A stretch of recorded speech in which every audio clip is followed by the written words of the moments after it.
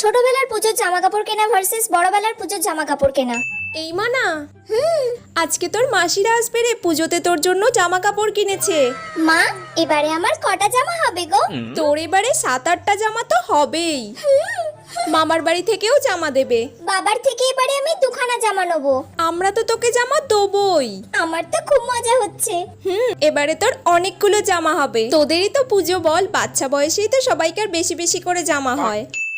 এই মানা, আজকে তোর মাসিরা আসবে, পুজোতে জামা কাপড় দেবে বলেছে। আরে মা, মামার বাড়ি আর মাসির বাড়ি থেকে এবারে পুজোতে আমাকে টাকা দিয়ে দিতে বলো। ওরা যা ড্রেস দেয় আমার পছন্দ হয় না মা সেগুলো পুজোতে। তার থেকে অনলাইনে অনেক ভালো ভালো ড্রেস আছে, আমি অর্ডার দিয়ে দেবো, বাড়িতে এসে দিয়ে যাবে। অনলাইনে কেন কিনবো, নিজেরা বেছে বেছে কিনবো, একসঙ্গে যাবো।